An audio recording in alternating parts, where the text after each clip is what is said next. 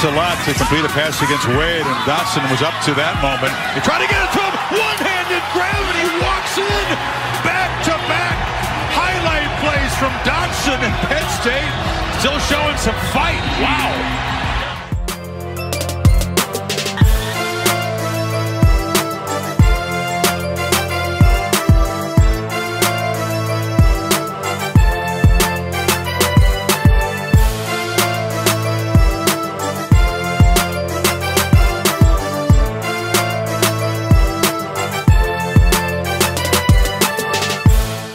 Salut à tous, Podcast Ball, acte 140, c'est parti pour cette pré-saison animée sur le site de The Blue Pennant avec pas moins de 11 émissions prévues pour présenter les différentes conférences et les enjeux de la saison 2021 de college football à venir. Aujourd'hui, gros plan sur la conférence ACC.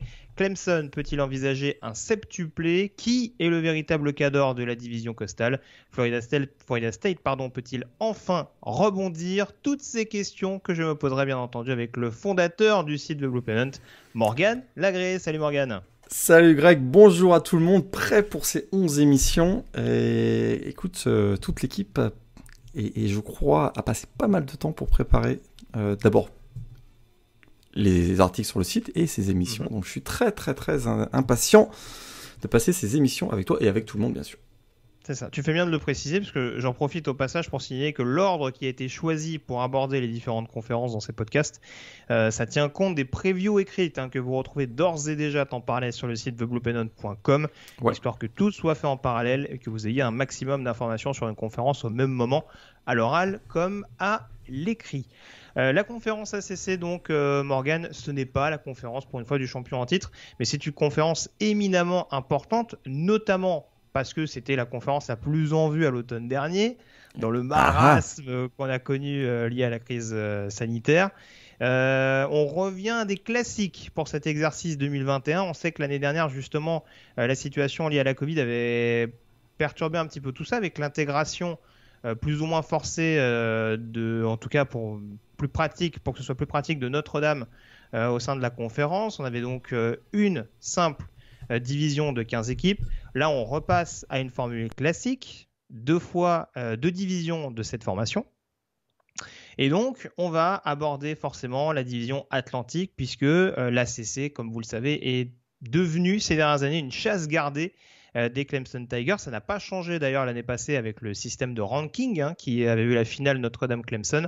Mais donc, les Clemson Tigers vainqueurs lors des 6 dernières éditions, on va dire 5 pour le coup, de la division Atlantique, remet son titre en jeu. Plus de Trevor Lawrence au poste de quarterback, plus de Travis Etienne au poste de running back, notamment pour ne citer que. Et pourtant, comme toujours, cette équipe des Tigers, ne serait-ce qu'au niveau de la conférence, ça va être une équipe extrêmement dure à aller chercher. Les attentes restent les mêmes. C'est vrai que c'est une équipe qui va être transformée par les départs de Trevor Lawrence et de Travis Etienne, tu l'as dit, d'autres, on va en reparler dans le détail.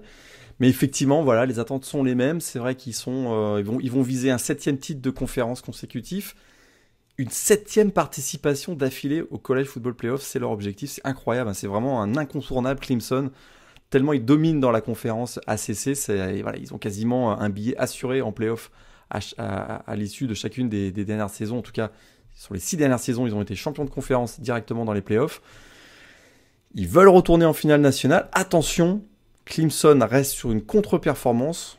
On le sait, 49 points encaissés et presque 650 yards accordés face à Ohio State lors du Sugar Bowl. Ça sent l'esprit de revanche. Et tu le sais comme moi, Clemson n'a jamais été aussi bon ces dernières années lorsque les Tigers sont entamés une saison en mode revenge. Alors attention, écoute, il y a beaucoup de joueurs qu'on a découvert l'année dernière, certains qu'on va redécouvrir ou qu'on va apprendre à mieux connaître cette année, mais alors la qualité est toujours au rendez-vous dans cette équipe de Clemson et on le sait pourquoi, on l'a souvent dit. Le recrutement a été quand même excellent, même s'il y a des petites choses à dire sur la ligne offensive et en défense peut-être. Alors, je te laisserai développer justement, c'est le point que j'allais aborder parce que c'est vrai que traditionnellement chez les Tigers et notamment forcément depuis que Dabo Swinney a repris le programme, il y a souvent un focus sur l'attaque et ça ne fera pas exception cette année, notamment avec la relève de Trevor Lawrence, donc Didier Wagalele qui a montré de très bonnes choses, notamment lors de la blessure de Lawrence en 2020. Paradoxalement, Et justement, pour mettre en parallèle avec ces fameux 49 points dont tu parlais encaissés face aux Buckeyes et à Justin Fields, c'est la défense dont on attend énormément de promesses parce que, à la limite, cette attaque, on sait qu'elle va être à peu près sur le même niveau, à peut-être une ou deux exceptions près. Alors, tu parles de la ligne offensive, j'allais peut-être aborder aussi le backfield offensif. Dis-nous un petit peu ce qui te perturbe un petit peu au niveau de cette O-line. Moi, l'O-line, d'abord, c'est une chute de production statistique. On l'avait vu l'année dernière, hein, presque. Ils sont passés de 6,4 yards par course à 4,5. C'est vraiment une grosse chute. Puis ça a été vraiment la statistique qui a illustré la baisse de production de cette O-line. Athlétiquement, ils ont été moins dominants. J'ai trouvé aussi qu'il y avait une cohésion qui n'était pas toujours présente. On voyait aussi des problèmes d'exécution sur un certain nombre de systèmes. Et pourtant, c'est à mon avis la clé de la saison des Tigers. Il faudra être nettement plus puissant, nettement plus efficace que l'an dernier pour rivaliser notamment avec les énormes défenses de la SEC et Ohio State en plus. Il y a une grosse pression quand même, je trouve, sur les tackles, notamment Jordan McFadden qui est un des bons tackles au niveau même national. Mais là, il va y avoir quand même beaucoup de pression pour protéger sur blindside, le côté blindside, donc côté aveugle, DJ Wegalelei. L'autre côté, il y a Walter Parks qui aura un rôle essentiel, à mon avis, au poste de tackle droit. Voilà, parce qu'il va falloir avoir une protection de passe qui va être suffisamment bonne pour donner le temps à DJ Wegalelei, qui reste quand même un jeune quarterback, même s'il a fait 2 belles sorties l'année dernière face à Boston College et Notre-Dame, on s'en souvient. Il faudra être beaucoup plus efficace sur le jeu au sol. Et là, c'est vrai que le backfield offensif, je me pose pas mal de questions. Lynn Dixon, ça fait plusieurs années qu'il est dans au programme, puis il a souvent bien pris le relais de Travis Etienne ces dernières saisons. Là, il va avoir un rôle, a priori, de titulaire numéro 1, à moins qu'il se fasse un petit peu chahuter par Kobe Pace, mais surtout Dabo Swinney. La grosse perte de l'intersaison, c'est Demarcus Bowman, qui était leur prospect 5 étoiles, qui a filé du côté de Florida, il s'est rapproché de sa famille. Et ça a été un des gros problèmes parce que vraiment, il y avait la succession de Travis Etienne qui était directement donnée pour Demarcus Bowman et c'est pas ce qui arrive. Donc là, il y a un changement dans le scénario qui était envisagé. Une O-line qui a un certain nombre d'interrogations, sur lequel on a un certain nombre d'interrogations, un backfield offensif qui je trouve est moins prometteur que ce qu'on avait vu ces dernières années. Il y a quand même des choses à dire sur cette attaque de Clemson parce qu'effectivement dans le jeu aérien, là on a DJ Wegalelei qui avait quand même battu le record du nombre de yards à la passe face à Notre-Dame l'année dernière, qui était quand même très très costaud. Et il y a un groupe de receveurs, je ne sais pas si tu veux en parler, mais qui est quand même très très bon avec des prospects 4 et 5 étoiles qui sont arrivés ces dernières années.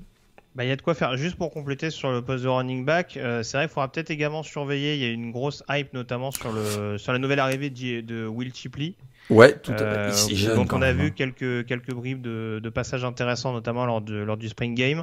Voilà. Après, ça reste en effet relativement jeune malgré tout derrière Lynn Dixon. Il faudra voir comment ça va réussir à être intégré et si en effet on va pas mettre trop de pression sur cette escouade offensive où en effet il y a beaucoup de beau linge.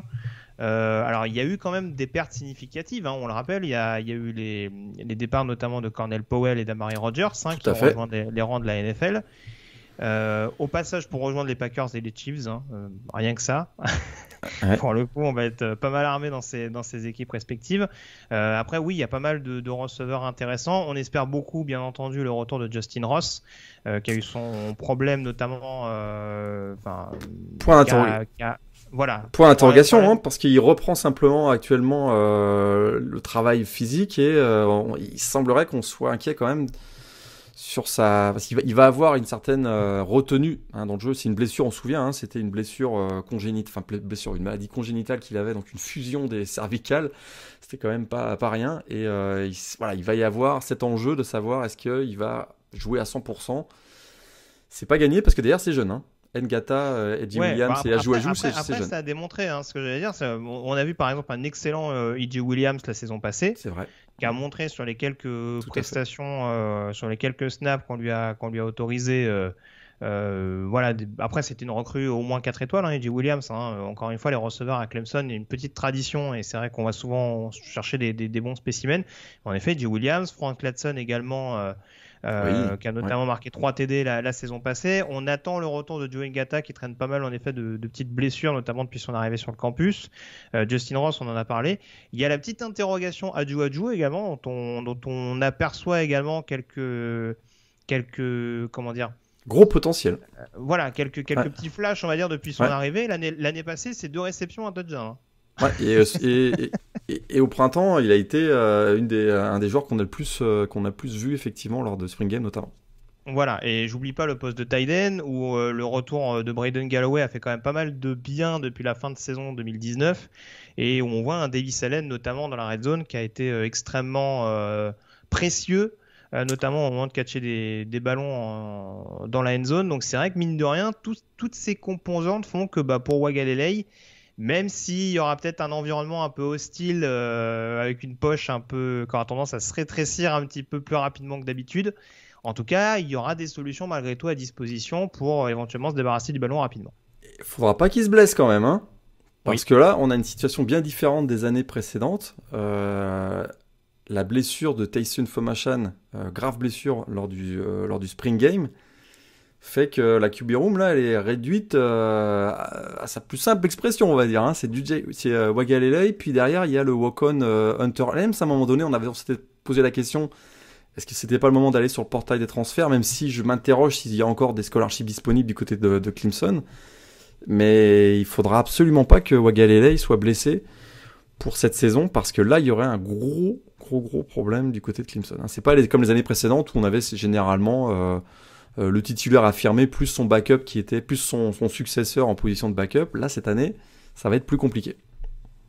On pourrait faire toute l'équipe, hein, on va essayer de rester quand même relativement succinct. Je parlais de la défense, ça reste assez jeune, mais encore une fois, on est quand même en droit de s'attendre du côté de cette équipe des Tigers à presque retrouver la fameuse ligne défensive des 4 fantastiques, parce que là, avec l'émergence attendue de Murphy et Breeze, on peut quand même avoir une belle équipe sur le papier. Là, si tout le monde progresse à son plein potentiel, on sera pas loin des 4 fantastiques, effectivement. Au poste de defensive tackle, on a Brian Bresee et Tyler Davis, très costaud. Brian Bresee, freshman de l'américaine l'année dernière, rookie défensif de la saison dans l'ACC. Enfin, il a vraiment complètement convaincu son statut de prospect 5 étoiles. Et au poste de defensive end, c'est incroyable. Miles Murphy, qui a été aussi une des grosses révélations, ancien prospect 5 étoiles. KJ Henry est toujours là. Xavier Thomas, finalement, après ses problèmes, ses pépins physiques, sera également de retour. C'est un monstre athlétiquement, hein, Xavier Thomas. Il y a aussi Justin Mascoll qu'on avait vu l'an dernier. Donc vraiment là, le front de force, ça va être effrayant si tout le monde joue à son plein potentiel. Je suis plus inquiet sur le second rideau et le backfield défensif, je t'avoue. Au poste de linebacker, ça a été un des gros problèmes l'année dernière. Je ne sais pas si tu es d'accord avec moi, mais on aime tous James Kalski, son enthousiasme, sa combativité. Il est de retour pour une 6e saison et je trouve qu'il y a une baisse de niveau générale quand même à ce poste qui est essentiel, même si on a quand même des joueurs qui sont de bon niveau, mais pour lutter avec un Clemson, hein, le standard c'est le top 5 national. Est-ce que ça va suffire pour aller pour résister face aux grosses équipes de la ACC notamment? Je m'interroge encore.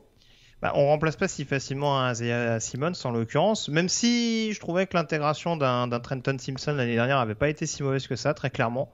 Il y a des choses intéressantes. Après, c'est sûr que par exemple, la perte d'un Mike Jones parti à LSU, va falloir le compenser. C'est vrai qu'il y a peut-être un déficit athlétique, que ce soit sur le poste de linebacker, voire même sur le poste de safety en l'occurrence, parce que c'est pareil, sur la même lignée que James Kalski. J'aime beaucoup un joueur comme Nolan Turner, mais c'est plus un profil besogneux que vraiment un playmaker pur.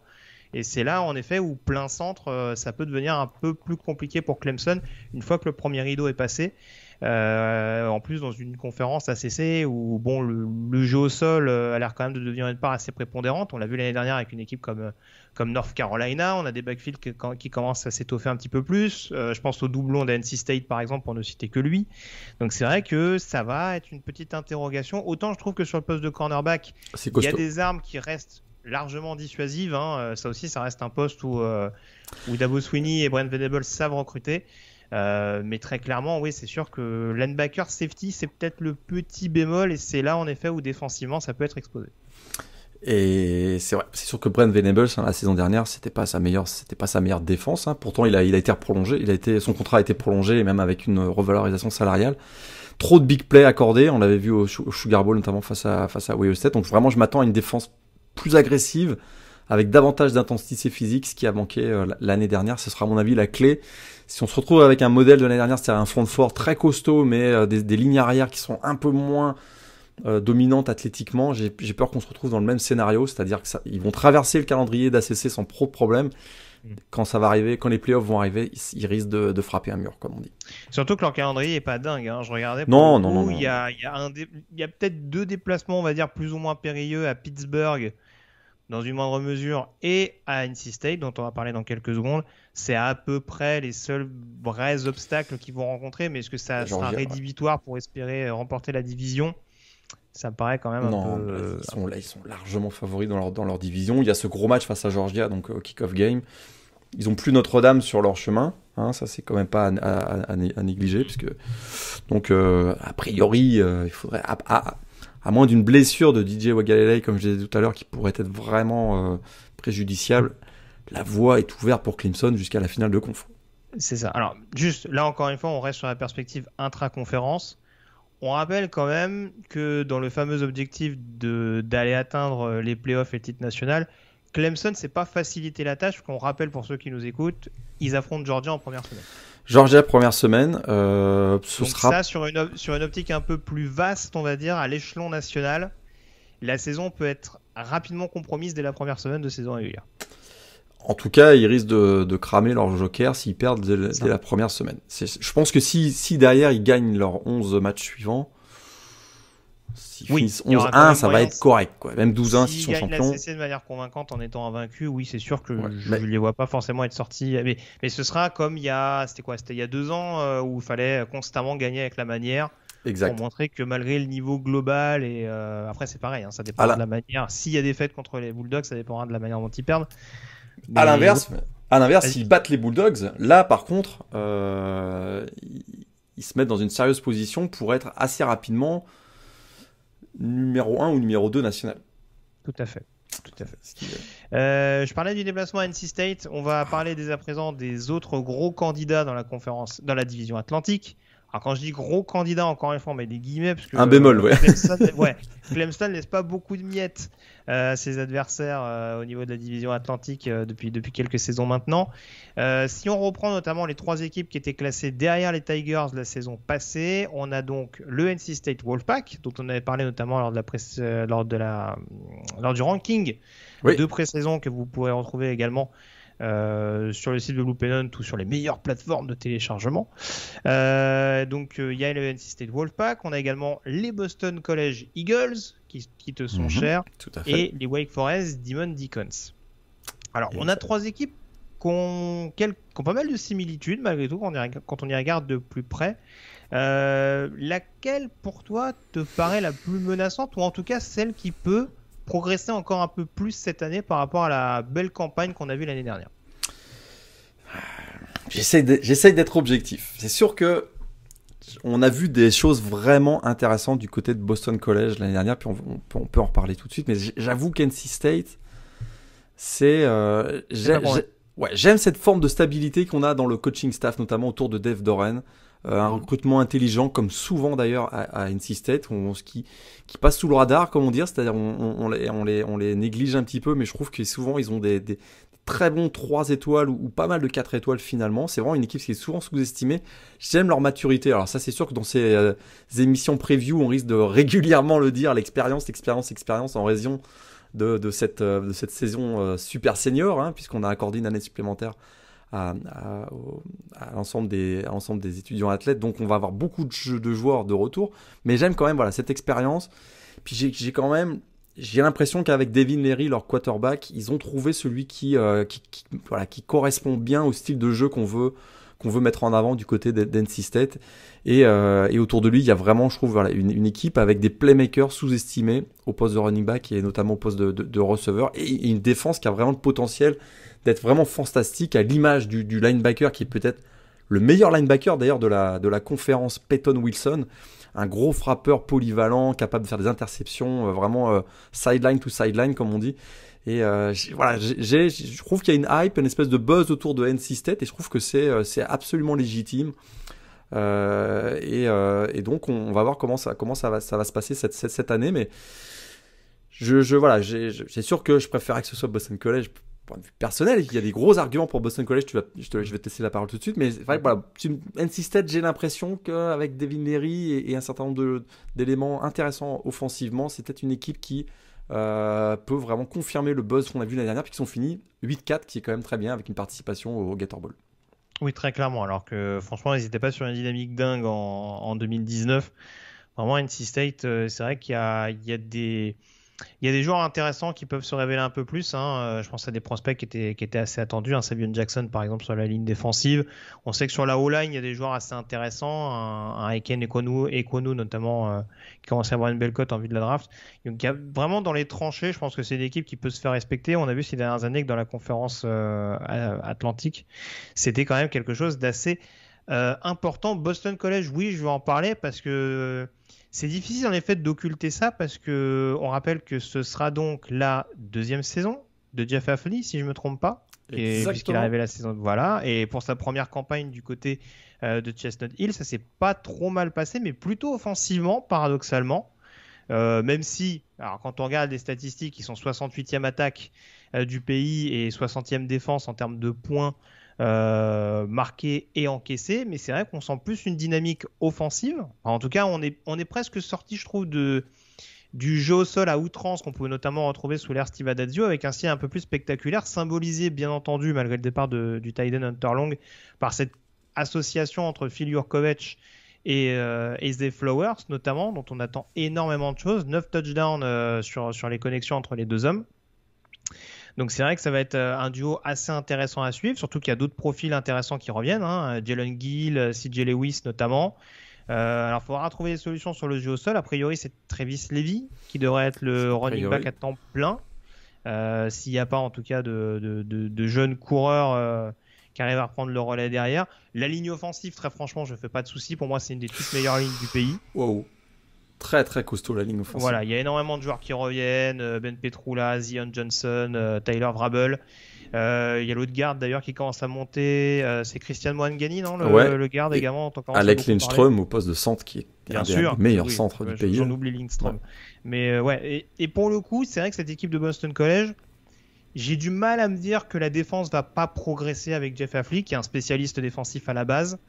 Donc c'est vrai que même si ces dernières saisons du côté des Eagles c'est plus un ensemble, on dirait une ossature défensive que vraiment beaucoup de playmakers capables de faire pencher la décision, je me dis qu'il y a peut-être moyen malgré tout d'avoir une équipe qui va être un peu plus incisive en défense et qui du coup va être plus complémentaire de l'attaque et rendre cette équipe de Boston College beaucoup plus compliquée à jouer que ce qu'on pouvait voir justement notamment sous l'ère Adazio.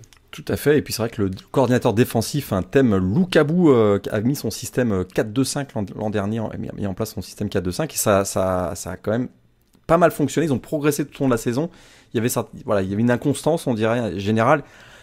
Ce qui m'inquiète un peu, c'est un deuxième rideau un peu remanié avec les départs de Max Richardson et Isaiah McDuffie, qui étaient quand même deux gros plaqueurs dans l'équipe. Bon, là on a l'arrivée de Isaiah Graham-Mobley, qui est un ancien de Temple.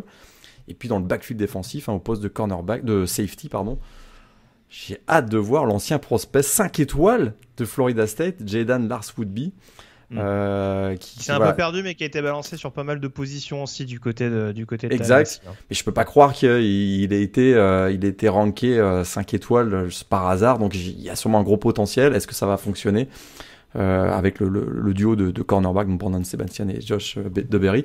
Donc vraiment intéressant, effectivement, si la défense continue de progresser, étant donné l'attaque dont tu as parlé tout à l'heure, qui est quand même super intéressante, Boston College peut aller se glisser parmi les candidats. La deuxième place, ils n'iront pas bouger Clemson, on s'entend, mais avec un calendrier un peu plus favorable que l'année dernière, notamment dans des matchs hors conférence qui sont jouables, même s'il y aura Missouri quand même.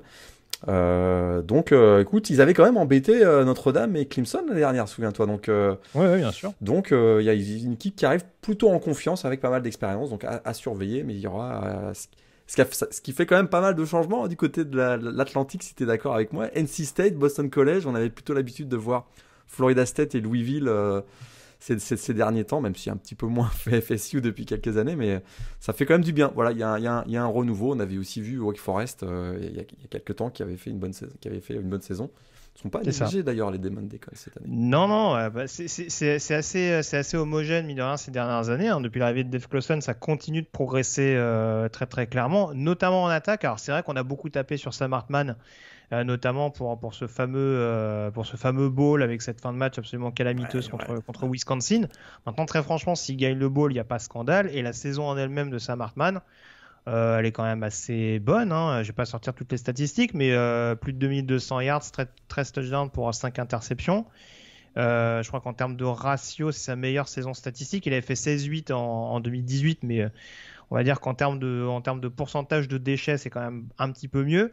Ils ont cette problématique d'avoir perdu Kenneth Walker, qui était un peu leur finisseur sur le jeu au sol dans la zone rouge, mais ils ont toujours Christian Beal-Smith pour compenser éventuellement. Et puis je trouve qu'ils ont une escouade de receveurs quand même. C'est vrai qu'il y a un jeu au sol qui a souvent été vanté sous l'ère Clawson. Ils ont quand même une belle escouade de receveurs, avec notamment le duo Robertson-Green. Ça va quand même, solliciter les corners adverses. Hein. Et Casey Washington, qui est un ancien receveur de Illinois, qui avait eu aussi quelques coups d'éclat. Donc c'est effectivement, Ja'Cory Robertson, c'est un excellent receveur. C'est très sous-estimé parce qu'il joue à Wake Forest, mais qui pourrait être une bonne surprise je pense qu'il est éligible à la draft l'année prochaine, Ja'Cory Robertson. Ja'Cory Robinson, il me semble, ouais. Donc ça pourrait être vraiment intéressant. Oui, tout à fait, bien sûr. Ouais. Effectivement, une équipe de Wake Forest toujours très bien coachée par Dave Clawson. Ça c'est vraiment. Écoute, ils ont fait 5 participations consécutives à un bowl game, alors qu'ils finissent chaque année dans le fin fond des rankings au niveau du recrutement. Donc c'est vraiment un gros boulot de Dave Clawson. Et puis c'est toujours difficile à jouer. Wake Forest, sur un match, ils sont capables de vraiment surprendre tout le monde, quoi. Ouais, et puis même en défense, il y a quand même des joueurs qui commencent à sortir, qui commencent à se révéler. Un Jazir Taylor au poste de cornerback a montré de bonnes choses. Nick Anderson, qui a été la belle histoire, notamment la saison passée, le linebacker safety freshman qui a été absolument partout sur le terrain. Et on sait que sur le deuxième rideau, du côté de Wake Forest, il y avait besoin d'un petit peu d'aide. Là, en l'occurrence, il a fait le plus grand bien. Alors certes, ils perdent Carlos Basham, en effet, sur le premier rideau, qui est parti en NFL chez les Bills, si je dis pas de bêtises. Mais c'est vrai qu'il y a d'autres joueurs. Il y a un Miles Fox, notamment, qui arrivait d'Old Dominion, dont on attend qu'il progresse encore un peu plus cette saison. Ja'Cory Jones également, il me semble, sur le premier rideau. Donc, mine de rien, il y a quand même pas mal de pièces qui, avec un peu plus d'expérience et de cohésion, peut éventuellement poser des problèmes.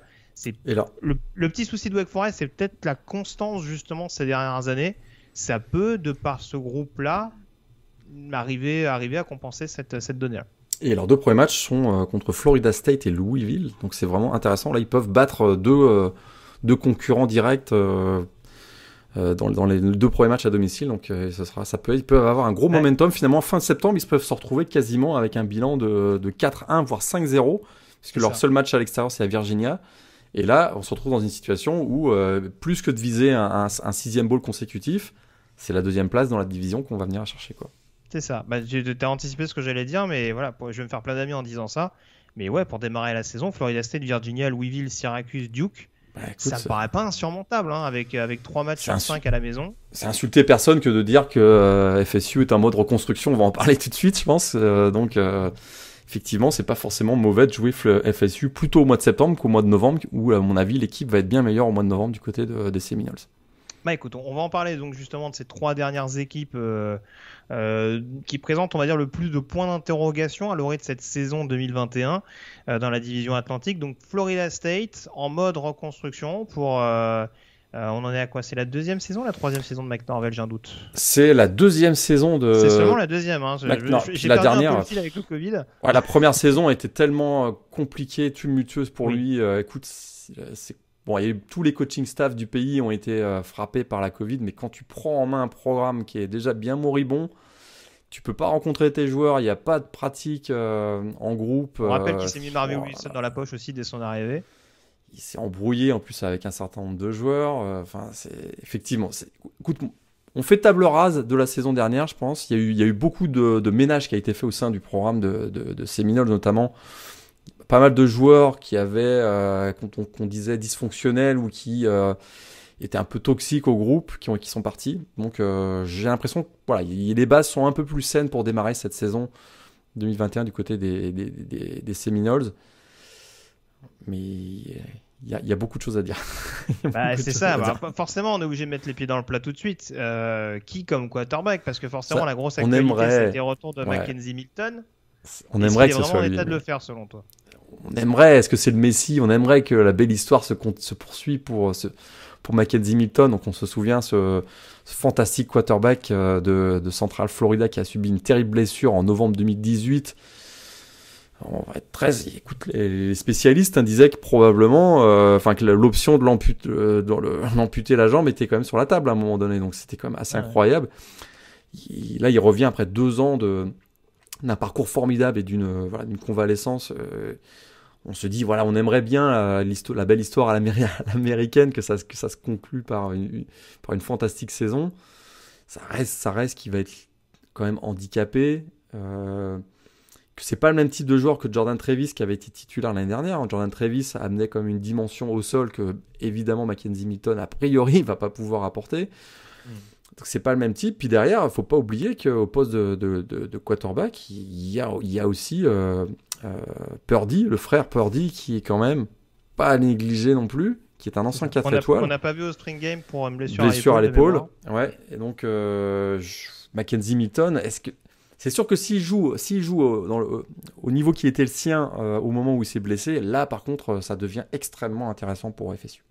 On a vu, le spring game a été bon, on a vu au spring game des choses intéressantes, notamment la connexion avec le super et prometteur receveur Malik McClain. Mais voilà, là on est dans un contexte spring game, quoi. On n'est pas du tout dans un contexte grosse défense ACC en face, quoi.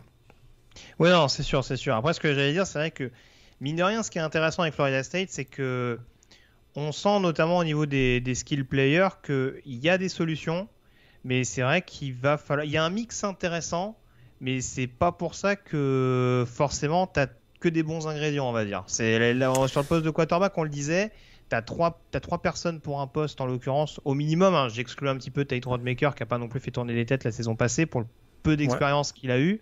Mais c'est vrai que tu as Travis, Purdy et Milton sur le poste de quarterback. Même running back, on a vu des bonnes choses par exemple de Lawrence Toafili.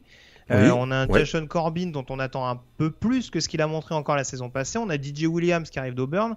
Donc mine de rien, que ce soit sur le poste de QB ou de running back, il y a moyen en effet d'avoir un doublon, pour faire simple, pour résumer grossièrement, intéressant. Mais c'est vrai qu'il va falloir vraiment trouver les bons éléments. Et surtout, moi, c'est toujours la même problématique avec Florida State. Ce que tu disais sur le poste de... c'est la ligne. Le poste de receveur, je trouve qu'il y a des choses intéressantes. C'est Brian Robinson également, je trouve intéressant sur le poste de receveur en termes de jeunes receveurs. Andrew Parkman également qui arrive, le transfert de Kansas. Mais ouais, cette ligne offensive, je sais toujours pas quoi en penser concrètement, même avec l'intégration par exemple d'un Devontae Love Taylor sur le poste de tackle gauche. Ça me paraît un peu léger sur certains matchs. Quand même. C'est la clé parce que c'est sûr que trop de sacs, il y a des matchs où il passait complètement à côté au niveau du running game, en grande partie à cause d'une O-line vraiment en grande difficulté. Et puis athlétiquement, on avait l'habitude de voir des gros gabarits sur la ligne offensive. C'est pas vraiment le cas, quoi. Ça va être, c'est un vrai problème pour cette attaque de FSU. En défense, par contre, écoute, ils ont su rajouter, ils sont bien rendus compte. D'abord, il y a eu beaucoup de départs, on a dit, de certains joueurs toxiques qu'on a laissé partir, tout simplement. Donc, on a compensé un manque de talent et de profondeur en faisant venir un joueur comme Jermaine Johnson, quand même, un bon pass rusher du côté de Georgia. Il y a aussi Kurt Thomas, très expérimenté, plus de 30 titularisations du côté de South Carolina. Mais voilà, est-ce que la mayonnaise va prendre tout de suite? Il faut reconstruire le second rideau, le backfield défensif aussi. Il n'y a pas vraiment de titulaire incontesté, un calendrier qui va être costaud. Enfin voilà, défensivement, ça va. On sent que c'est un programme qui essaye de remettre un peu, faire le ménage et de repartir sur des bonnes bases. Mais comme je l'avais écrit dans la preview sur le site, la fanbase des Seminoles, va falloir être patient en 2021. Quoi.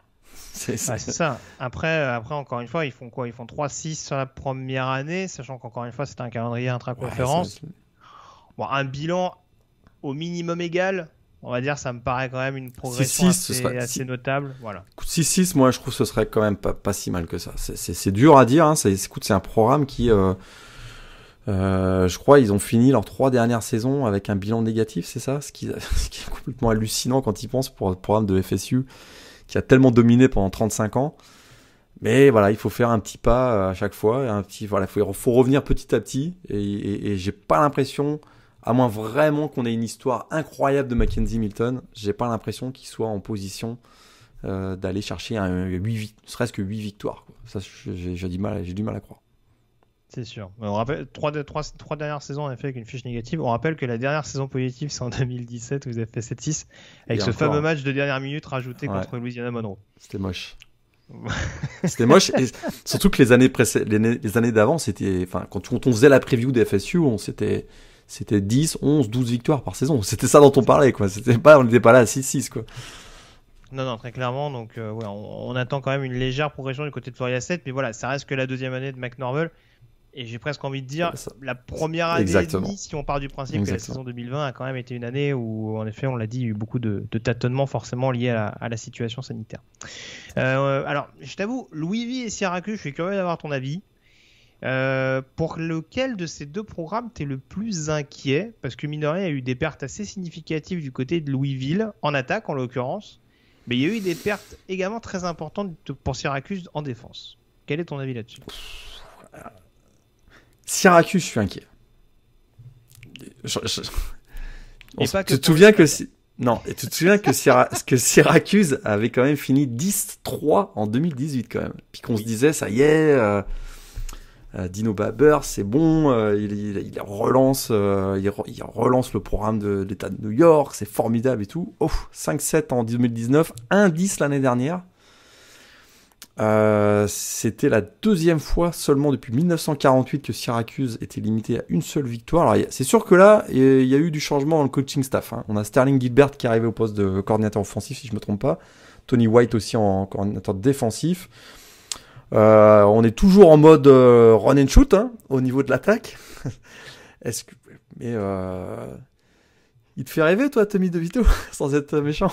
Alors, déjà, faut savoir dans quel état il y aura peut-être Garrett Schrader, tu me diras. Mais... Oui, voilà, c'est ça. C'est ce que j'allais te dire. Il y a l'interrogation concernant Garrett Schrader qui arrive donc de Mississippi State, qui a un profil, là aussi, un peu plus double menace, qui peut peut-être rappeler un peu plus à Eric Dungey, notamment, hein, qui a été extrêmement dominant, notamment lors de cette saison 2018. Alors pour le coup, Gilbert et White est arrivé l'année dernière, et c'est vrai qu'en l'occurrence, dans une année où il y avait déjà pas mal de pertes, pas mal de départs de playmakers importants, je m'attendais à ce que ce soit un petit peu plus compliqué, encore plus là encore, pour se répéter par rapport à la Covid. Là justement, c'est sans anticiper sur les chaises chaudes, dont on parlera tout à l'heure. C'est vrai que c'est quand même une année assez décisive, hein. Dino Babers, c'est sa 6e saison du côté de Syracuse. Et c'est vrai qu'en effet, on avait vu une progression constante jusqu'en 2018. Et c'est un peu moins flagrant. Alors là, c'est sûr que l'année dernière, les opt-out, tout ça, parce que voilà, il y avait des joueurs importants dans le backfield, mais qui n'étaient pas toujours présents, ou pour blessure, ou pour mise en retrait volontaire, on va dire. Après, il y a de l'expérience qui a été acquise, notamment en défense. Il y a des joueurs intéressants également sur la ligne, hein. Pour le coup, on était inquiet pour la ligne de Florida State. Je suis moins inquiet paradoxalement pour la ligne des Orangemen que pour la ligne des Seminoles. Mais c'est vrai qu'après, il faut faire en sorte que tout fonctionne correctement. Ils ont un backfield offensif fourni également. Ouais, mais voilà, est-ce que ça suffit très concrètement à bouleverser la hiérarchie dans la CC, ou en tout cas à aller chercher un bilan assez flatteur? Je sais pas, je te dirais comme ça, au moins 5 victoires. J'en suis pas persuadé au moment où on se parle. Il va falloir faire le plein au mois de septembre, hein, parce que là ils jouent Ohio, Rutgers, Albany, équipe FCS, et Liberty. C'est pas facile, hein. Ils ont battu Virginia Tech l'année dernière, si je dis pas de bêtises. Liberty qui est une équipe qui peut aller chercher le plateau des 10 victoires cette année. J'ai vu Albany moi au printemps. Attention, ils ont quelques petits arguments. Ça serait une énorme surprise, hein, qu'Albany batte Syracuse, mais c'est pas aussi facile qu'on va le penser. Écoute, s'ils gagnent pas 3 de ces 4 matchs-là, la saison va être longue encore. Oui, le doute peut s'installer assez rapidement. Louisville, qu'est-ce que t'en penses? Ça a été un petit peu la dynamique. Alors, ils ont surpris énormément de monde en 2019 et le soufflet est redescendu directement l'année d'après. Sacrément, un 8-5 en 2019, 4-7 l'an dernier, 3e saison pour Scott Satterfield, le coach des Cards. Écoute, surtout, ce qui est difficile, c'est qu'il a perdu un peu la confiance, je dirais, de son administration et de la fanbase. Souviens-toi qu'il a ouvertement dit qu'il était candidat pour un poste de head coach à South Carolina au printemps. Ça a pas donné une super bonne ambiance. Et puis voilà, clairement le fossé se creuse entre Louisville et Clemson. En 2016, 2017, 2018, on se demandait si c'était pas Louisville qui allait être la prochaine équipe qui allait vraiment embêter Clemson. C'est pas du tout ce qui arrive actuellement. Et puis une attaque qui commet beaucoup de turnover. C'est toujours Malik Cunningham au poste de quarterback, excuse-moi. Mais il doit améliorer son efficacité à la passe, des prises de décision, des décisions qui sont souvent controversées, beaucoup trop d'interceptions. Je vois pas en lui un leader d'une attaque qui pourrait vraiment être dominante la saison prochaine, surtout qu'il perd ses 2 cibles préférées, Tutu Atwell et Des Fitzpatrick. Donc c'est ça. En fait, ce qui est un peu dommageable avec Malik Cunningham, c'est que dans le fond, c'est pas un mauvais quarterback, mais en plus, avec le style offensif qui est mis en place par Satterfield, ça l'expose encore plus parce qu'on a la sensation que ça passe ou ça casse. C'est-à-dire qu'en effet, ça va être un jeu offensif assez spectaculaire, mais où forcément il va y avoir beaucoup de déchets. Et en l'occurrence, il y a quand même 12 interceptions la saison passée. C'est pas catastrophique par rapport à d'autres quarterbacks, si on prend en plus la moyenne, parce qu'il y avait un TD. Mais c'est vrai qu'en l'occurrence, en plus, comme tu disais, c'est des pertes de balles qui peuvent rapidement être problématiques. C'est des pertes de balles qui peuvent intervenir sur des parties de terrain un petit peu dangereuses. Et en effet, ça oblige Louisville, qui en plus, et ça ce sera forcément une interrogation importante, avait pas une défense fantastique, malgré quelques jeunes qui ont montré de bonnes choses. C'est défensivement, il y a encore des repères à trouver, ça progresse un peu plus, mais surtout au sol où ils étaient mis en difficulté l'année dernière. Mais je me souviens que la défense contre la passe c'était pas si mauvaise. D'ailleurs statistiquement, je pense que c'est la meilleure défense contre la passe, mais effectivement ils sont trop exposés. C'est une défense qui est trop exposée par les erreurs de Malik Cunningham parce qu'ils sont très souvent sur le terrain, quoi. Parce qu'il y a beaucoup de pertes de ballon et des turnovers de l'attaque. Et c'est une défense qui se fatigue. Et je vois pas forcément, je vois pas ce qui me rendrait rassuré par rapport au recrutement ou à d'éventuelles arrivées via le portail des transferts pour cette défense. Donc Louisville, je les vois pas comme des candidats à venir embêter du monde dans la division Atlantique. Ouais, mais d'ailleurs ils vont commencer par Florida State et Wake Forest en déplacement au niveau des confrontations intra-conférences. Ouais. Donc à l'extérieur pour les deux, donc ça va en effet donner le là assez rapidement sur ce que peut valoir cette équipe des Cardinals.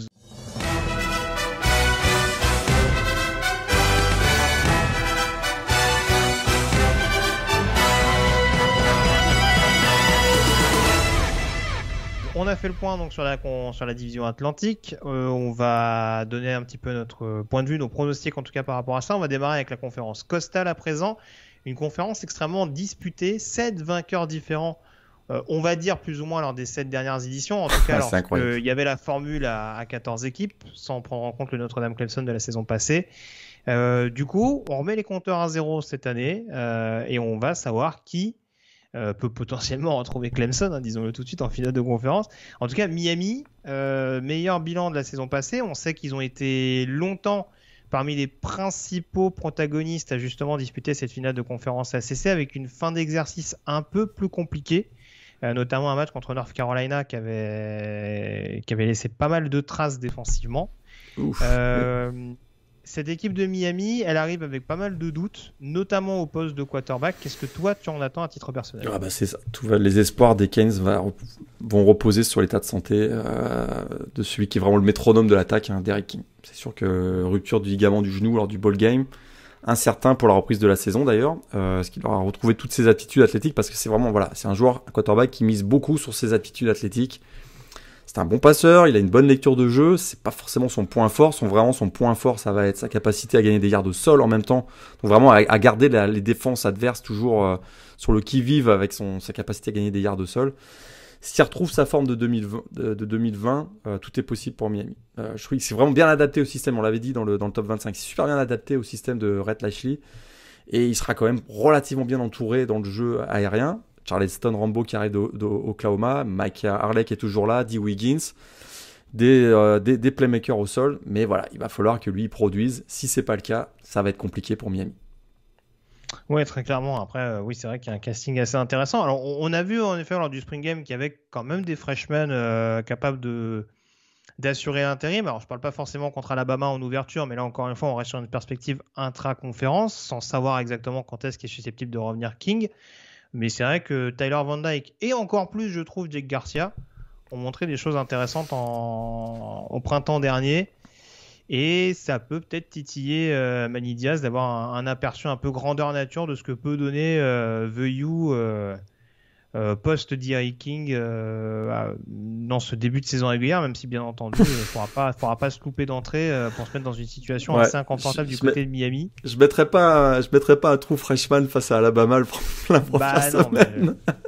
Ça c'est un vrai problème. Si on veut être méchant, tu mets Van Dyke contre Bama et après tu fais bon allez du coup on met Garcia. Ouais.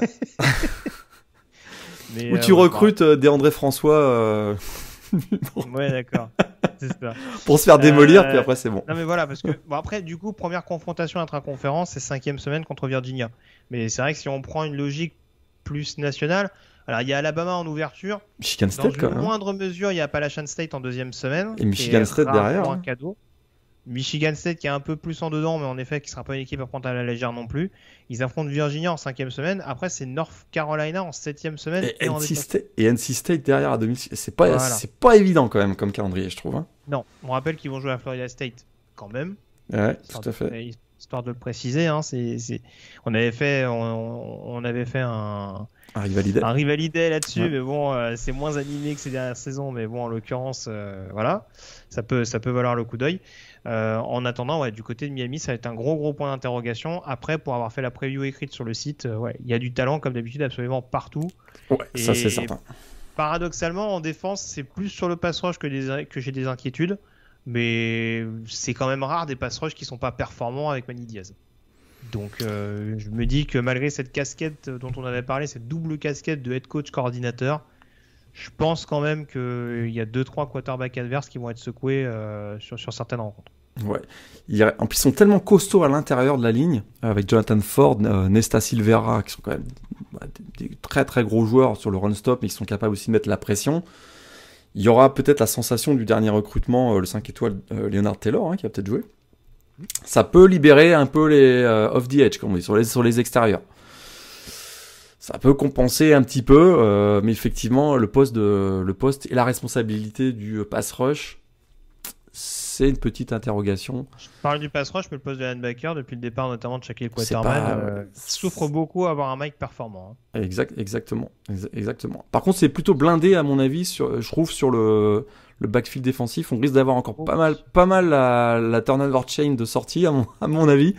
On sait que Booba Bolden, on est habitué de la turnover chain, mais là on a Tyreek Stevenson qui arrive de Georgia, si je me trompe pas, DJ Ivy, Hale Blades qui a aussi pas mal de fois porté la turnover chain. Donc voilà, on risque de créer pas mal de turnover du côté du backfield défensif de Miami. Il faudra qu'on en profite offensivement, mais c'est sûr que de manière générale, Manny Diaz a quand même fait pas mal de boulot à l'intersaison pour renforcer son équipe et sur le terrain. C'est pas ils sont passés complètement à côté du match l'année dernière face à North Carolina, mais Miami est un candidat au titre de division. Je pense que tu vas être d'accord avec moi. Oui, très clairement. Et tu parlais de North Carolina, on va parler des Tar Heels désormais, puisque du coup, dans les équipes, dans le trio qu'on mettra derrière Miami, en tout cas en se référant au classement notamment de la saison 2020. On a donc North Carolina, on a les Pittsburgh Panthers et on a les Virginia Tech Hokies. Donc 3 équipes en l'occurrence qui ont fait des bonnes campagnes il n'y a pas si longtemps que ça. North Carolina en l'occurrence, c'est une bonne saison 2020 notamment malgré la défaite contre Texas A&M lors du bowl dont je ne me rappelle plus. C'était quel l'Orange Bowl, c'était l'Orange Bowl. Ouais. Donc malgré tout très bonne campagne de North Carolina. Alors je ne vais pas relancer le débat qu'on avait eu lors du top 25. Et je crois savoir que tu étais un peu plus pessimiste que moi sur la manière sur la possibilité de voir North Carolina confirmer son bon exercice passé. Est-ce que pour toi, Pittsburgh ou Virginia Tech peuvent déjà, en mettant Miami de côté, parce qu'encore une fois, on les a mis un petit peu sur le dessus, est-ce que c'est au même niveau? Est-ce que ça reste quand même en deçà, par exemple, de ce que peut proposer l'équipe de Mike Brown? Ah non, c'est en dessous quand même. Virginia Tech et Pittsburgh, là, c'est en dessous quand même. C'est vraiment en dessous. Il y a des choses intéressantes, mais est-ce que tu vois quand même North Carolina candidat crédit pour la finale de conf? Oui, absolument. Ce qui est rassurant, c'est vraiment leur performance à l'Orange Bowl face à Texas A&M, parce qu'ils étaient privés des joueurs dont ils vont être privés pendant cette saison. Javonte Williams, Michael Carter au poste donc, de one-two punch au poste de running back. Ils étaient aussi privés de Newsome et Diami Brown qui avaient opt-out pour l'Orange Bowl. Donc, puis ils ont montré lors de cet Orange Bowl que la nouvelle génération qui arrivait avait très, très clairement les Josh Downs, notamment au poste de receveur qui avait été très très bon. Ils avaient le talent pour probablement prendre la succession. Est-ce que sur la durée d'une saison, ils vont être capables de faire d'aussi bonnes performances et être aussi constants que leurs prédécesseurs? Je m'interroge, c'était ça vraiment mon interrogation. Mais ils ont quand même Samuel, quoi. Ils ont quand même Samuel qui est un des candidats pour être le first pick de la draft NFL 2022. Donc c'est quand même pas rien. 68, on rappelle, 68 touchdowns lors de ses 2 premières saisons, c'est un record de la CC pour un sophomore, un candidat au S-Man bien sûr. Et puis voilà, écoute, il est tellement athlétique, combatif, c'est un leader naturel, il a une belle lecture de jeu. Ça te met dans des bonnes conditions, même s'il y a un petit retrait au niveau du talent, au niveau des receveurs. Samuel va compenser. Et puis il y a l'arrivée de Ty Chandler, on avait parlé dans le top 25. Donc ce running back de Tennessee qui avait quand même près de 4 milliards toutes catégories en 3 saisons du côté des Vols qui peut effectivement compenser le départ des deux Javonte Williams et Michael Carter. Donc, il y a quelques inquiétudes en défense, mais offensivement, c'est une équipe qui, à mon avis, peut rester aussi bonne une équipe qui peut rester aussi bonne que la saison dernière. Est-ce qu'ils auront cette constance? Et on ne faut pas l'oublier, l'année dernière, ils avaient quand même perdu des matchs qu'ils auraient dû gagner, quoi. Ils ont perdu beaucoup de matchs qu'ils auraient dû gagner l'an dernier. On se souvient de cette défaite à Florida State, notamment. Il va falloir corriger ça. Il va falloir corriger ça. Sur le papier, après ils ont été dominés de la tête et des épaules sur ce match-là. Mais oui, je vois ce que tu veux dire. En tout cas, c'est pas une victoire qui aura dû leur échapper en arrivant à Tallahassee, c'est sûr. Ouais, surtout pour. Oui, c'est vrai qu'on a quand même été assez étonnés de les voir justement beaucoup galérer contre une équipe qui était en manque de repères comme FSU. Donc là-dessus, très clairement, tu le disais, de toute façon, Samuel, ça va être le curseur de cette équipe dans le sens où en effet c'est aussi avec lui qu'il va falloir gagner un petit peu plus de constance. Le côté je suis capable d'aller chercher des victoires dans les moments décisifs, c'est intéressant, mais il faut pas que ça se reproduise trop souvent, quoi. Faut pas que ça devienne le Matthew Stafford du college football et qu'au bout d'un moment il y ait peut-être un peu plus de constance sur l'ensemble d'une rencontre, ou en tout cas qu'il ait la capacité de tuer le match dès que c'est possible de le faire. Et c'est là en effet où ça va être intéressant. Là, pour le coup, ça va revenir à ce qu'on disait. Moi, je trouve que leur escouade de receveurs, elle va être jeune, mais en tout cas, je trouve qu'elle est extrêmement fournie. Je trouve qu'il y a moyen de sortir 2-3 joueurs très intéressants pour épauler justement Well dans ce secteur-là. Je trouve que la ligne offensive gagne en maturité et va sûrement être l'une des lignes les plus intéressantes à suivre, ne serait-ce qu'au niveau de la conf. Et en défense, c'est sûr que tout n'est pas parfait. J'attends de voir un petit peu comment va se comporter le front seven.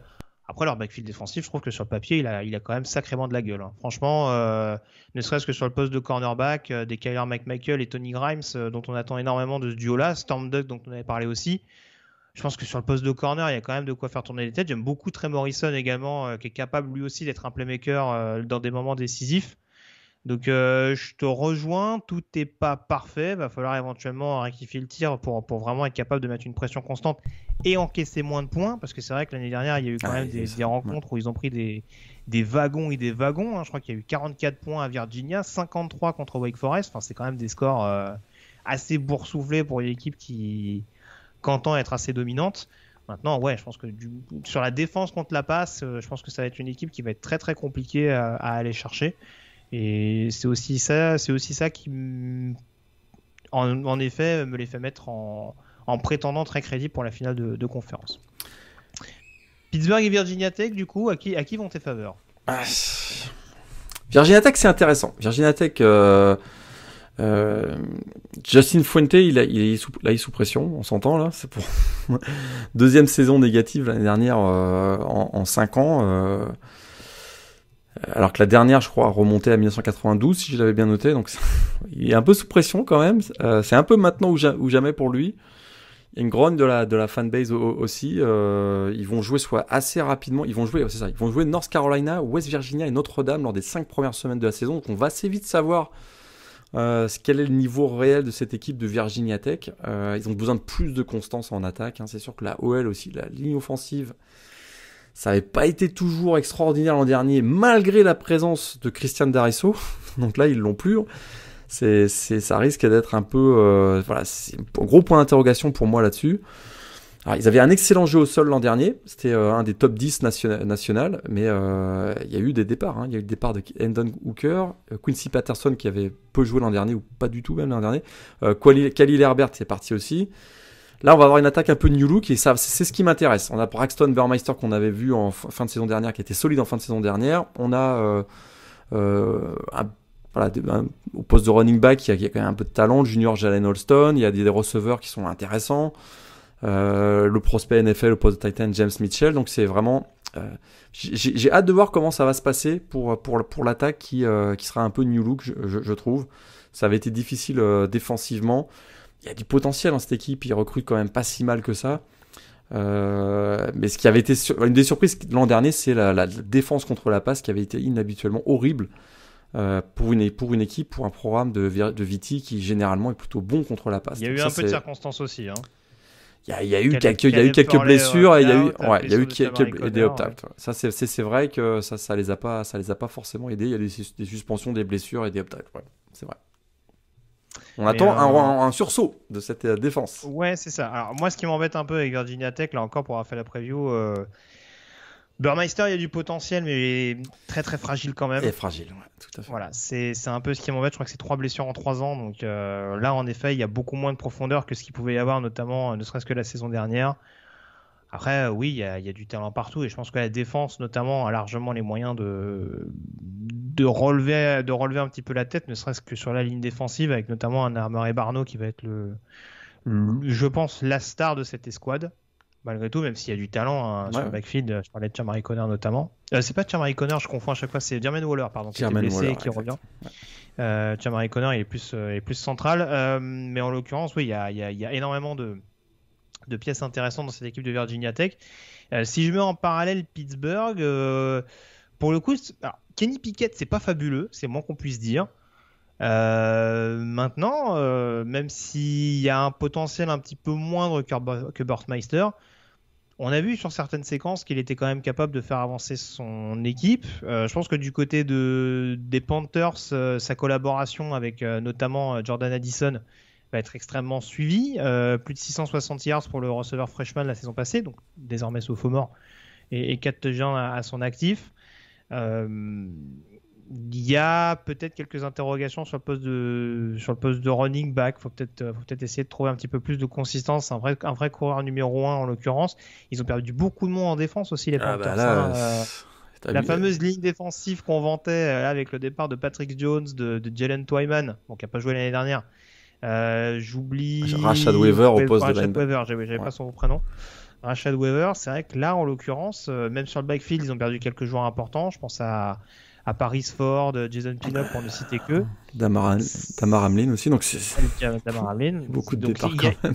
Il y a eu un recrutement intéressant. On sait que Pat Narduzzi est capable de faire quelque chose de cette défense malgré tout. Il y a une belle escouade de linebackers, je trouve. Mais c'est vrai que... on va dire que c'est 2 problèmes un peu différents. C'est-à-dire que je trouve qu'il y a de la cohérence dans ce que fait Pittsburgh, mais il y a peut-être un effectif un poil court. Et du côté de Virginia Tech, en l'occurrence, il y a un groupe.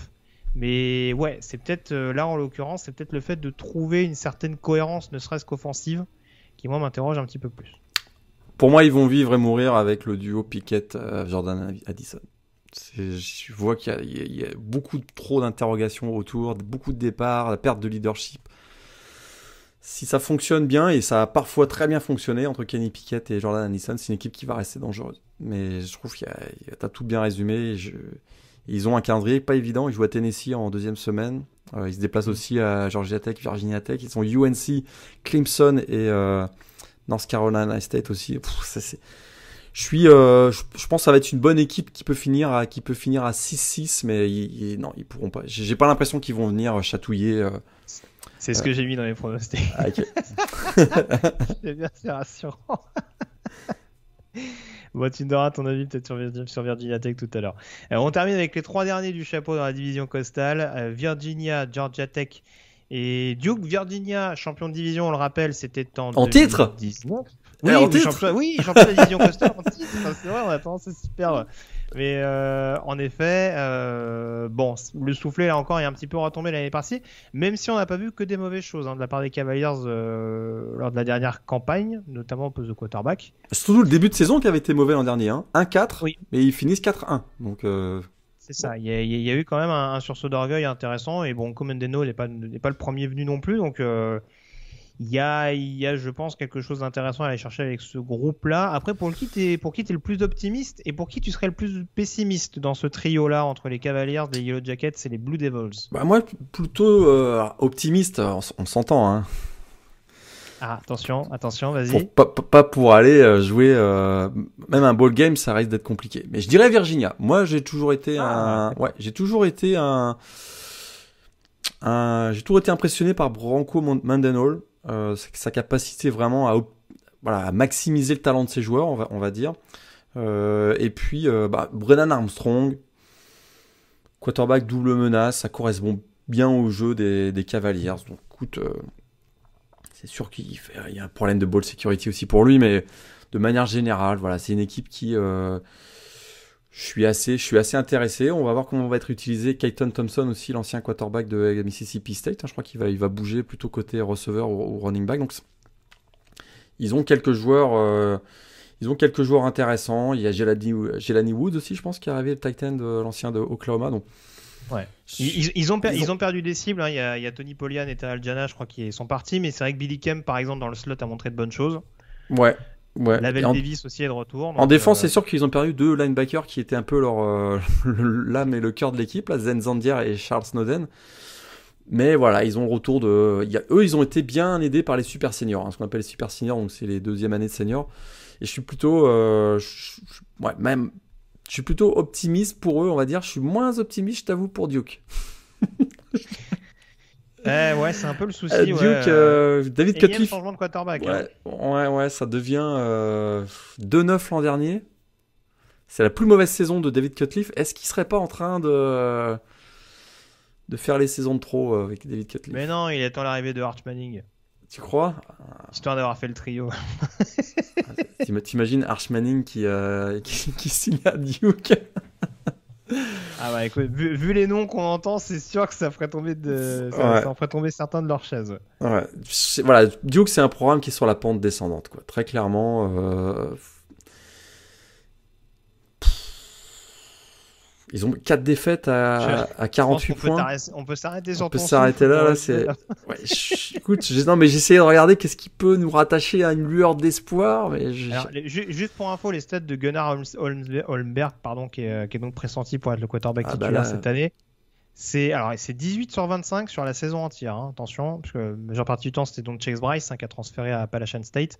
Gunnar Holmberg, c'est 18 sur 25, 161 yards, 0 touchdown, 2 interceptions. Ouais. Va falloir beaucoup courir, je crois. Dion Jackson et Mateo Durant vont être beaucoup sollicités. Après, ils attendent énormément de choses, notamment de Jake Bobo, leur receveur immense. Mais c'est vrai que on a connu le jeu aérien plus intimidant du côté de Duke. Et c'est là aussi pour rebondir un peu sur ce que j'ai dit sur Florida State, la ligne, mais bon ça pour le coup c'est un peu moins étonnant. La ligne du côté de Duke a quand même été suspecte à plus d'une reprise ces dernières saisons du côté de la Caroline. Donc c'est vrai qu'en l'occurrence, elle sera assez inexpérimentée en plus cette année. Il y a vraiment. Et ils perdent les leaders importants en défense, Dimu Keje, Carter dans le backfield défensif aussi. Donc c'est vrai que ça aussi ça se. Du coup, Georgia Tech, ça peut être intéressant parce que ils ont ils ont un quarterback qu'on aime bien quand même. Bah c'est ça. Alors moi c'est ma belle cote, Georgia Tech. Je n'en démords pas. Je trouve qu'il y a une vraie progression depuis quelques années, depuis l'arrivée de Geoff Collins. Jeff Sims, en effet, on a vu la saison passée qu'il était capable en effet de faire franchir un cap à cette équipe. Je vais pas me répéter, mais j'adore Jahmyr Gibbs et j'espère vraiment qu'il va tout exploser cette année-là parce que c'est un joueur absolument fabuleux à avoir, absolument détonnant. Ils ont fait des transferts intéressants au niveau des lignes, que ce soit en attaque et encore plus en défense, puisque Antonius Clayton, qu'on attendait l'année dernière en provenance de Florida, a finalement opt-out Et cette année, on va voir ce qu'il peut apporter avec notamment quelques autres transferts. Je pense à Kevin Harris en provenance d'Alabama, Keon White en provenance d'Old Dominion, si je me trompe pas. Donc, mine de rien, on a implanté un peu plus de pression au niveau de cette ligne défensive qui pouvait poser problème. En tout cas, qui pouvait être le secteur en défense qui était le plus problématique. Et puis, je trouve qu'ils ont un backfield défensif absolument impressionnant. Enfin, en tout cas, dense. Malgré quelques petits trous d'air de la part de certains. Il y a eu des gros trous d'air quand même. Non ouais, je suis moins fan de Walton par exemple, mais je trouve qu'ils ont vraiment un backfield défensif qui peut avoir de la gueule, ou en tout cas qui peut gagner vraiment en expérience. Et c'est vrai que tout ça mis bout à bout, pour rejoindre ce que tu disais tout à l'heure, j'en fais pas un vainqueur de la conférence ACC bien entendu, mais là encore on parlait d'une fiche de 6-6 pour Florida State. Une fiche au moins égale pour les Yellow Jackets cette année, voire positive, je ne serais pas complètement étonné. Moi non plus. Mais là, tu m'as sorti plein de noms, etc. Mais moi, c'est Jeff Sims. Depuis qu'il a battu Florida State à son premier match, quand même, c'est un joueur vraiment excitant, quoi. C'était un 4 étoiles, hein, si je me souviens bien. Et alors, c'est sûr qu'il a un taux d'efficacité qui demande à être bien amélioré. 13 interceptions aussi. Mais si corrige ça... Et ça risque d'arriver, parce que ça, c'est vraiment des problèmes qu'on peut corriger par l'expérience, par les répétitions, etc. Il a un tel potentiel que je vois une grosse progression de sa part. Et effectivement, avec Jahmyr Gibbs donc, au poste de running back, là, ils forment un duo, parce que c'est un double menace, hein, Jeff Sims. Donc là, vraiment, au sol, ils sont vraiment menaçants, quoi. Et ça peut être intéressant.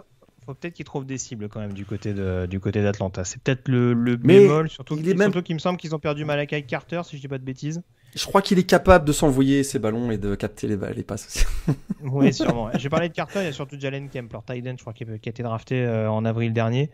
Donc c'est vrai que, grosse cote. C'est le petit bémol, mais ouais, je pense que c'est une équipe qui, offensivement et défensivement, s'il n'y a pas trop de problèmes de blessures, ils peuvent quand même augmenter leur niveau, être une équipe vraiment, vraiment chiante à jouer. Tu parlais tout à l'heure du déplacement, par exemple, de Pittsburgh en ouverture de la saison intra-conférence du côté d'Atlanta. Ce sera clairement pas un match gagné d'avance pour les Panthers.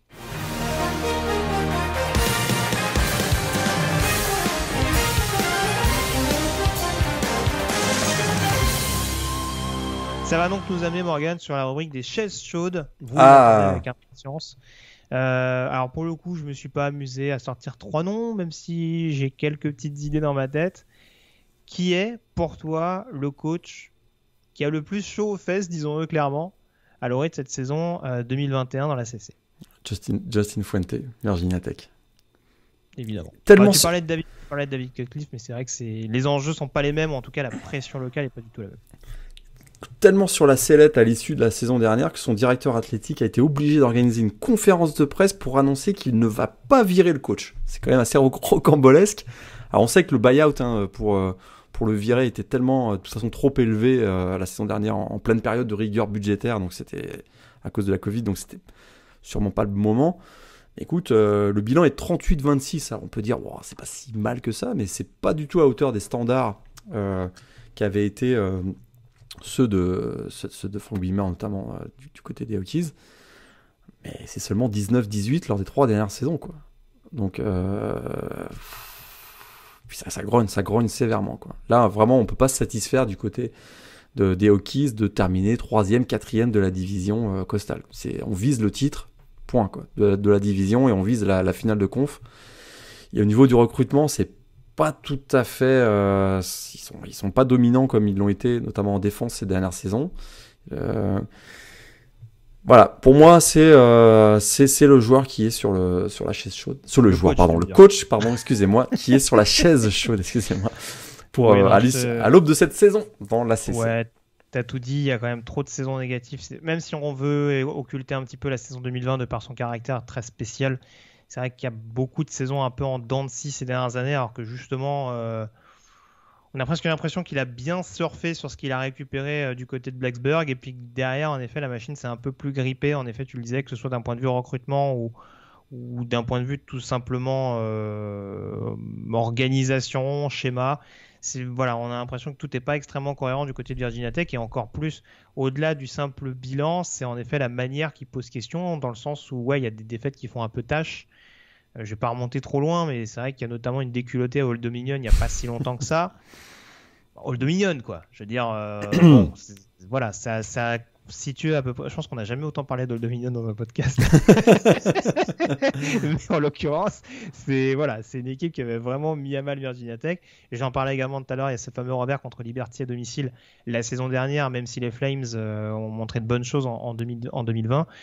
Voilà, normalement, c'est des défaites qu'on ne permet pas ou qu'on ne permet plus, en tout cas du côté de Virginia Tech, vu l'attente globale à l'échelon local. Donc c'est aussi là-dessus où ça va clairement se jouer, où l'avenir de Justin Fuente va être déterminé. Après, si j'avais joué au jeu de je détermine un trio, en effet, j'avais Justin Fuente. Derrière, peut-être que Cliff, à égalité, je trouve, avec Dino Babers. 6e saison quand même déjà du côté de Syracuse. Hein.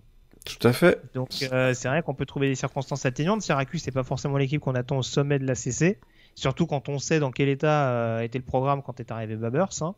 Ouais. Mais en l'occurrence, justement, on peut avoir nourri quelques espoirs de renouveau et être un petit peu déçu du côté de la direction athlétique. Donc voilà, c'est pas à sous-estimer et je persiste là-dessus. Mais c'est vrai que la deuxième année de ce coaching staff New Look, où il y avait pas mal de choses changées, je pense à un système défensif notamment qui avait été modifié de la part du nouveau coordinateur. Voilà, ça va être extrêmement prépondérant pour savoir si Babers peut être conservé du côté de l'État de New York.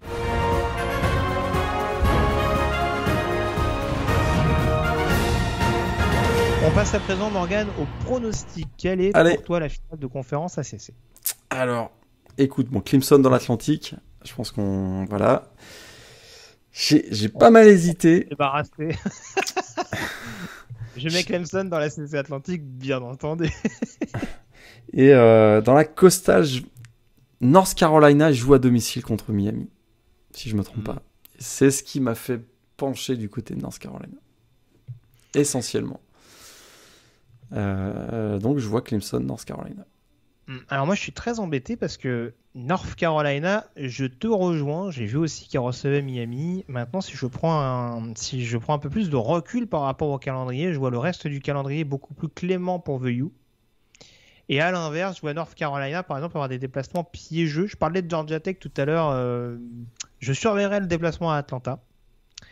Et surtout, il termine la saison quand même à NC State. Et si Miami, qui joue à Duke je crois dans le même temps, est à égalité avec North Carolina, ça peut être un match extrêmement décisif. On est d'accord. Voilà, donc ce qui m'embête un petit peu, c'est la situation de D.J. King. Mais comme je l'ai dit tout à l'heure, tu joues quand même le calendrier ACC à partir de la 5e semaine, donc tu as quand même un minimum la possibilité de récupérer ton quarterback supposément titulaire à temps. J'y suis quand même allé vers Miami. Mais je pense que North Carolina va être une équipe extrêmement intéressante à suivre. Pour moi, en tout cas, ça se joue entre ces deux-là. Je ne vais pas être très original en disant ça. Je vais peut-être froisser quelques fans de Vitek. Mais en l'occurrence, je me dis que sur la perception purement calendrier, j'irais peut-être plus vers un Miami et vers un remake de la finale de con. Enfin, c'est quoi, c'est 2017 ou 2018 je me perds un peu sur les années. 2017. Ouais. J'espère quand même que ce sera un peu plus accroché qu'à l'époque, puisque Miami, comme beaucoup d'autres, avait pris une danse de la part de Clemson. Je suis pas sûr que North Carolina ait fait mieux d'ailleurs. Non, ils avaient pris un 20-25 points comme tout le monde. Oui, c'est ça.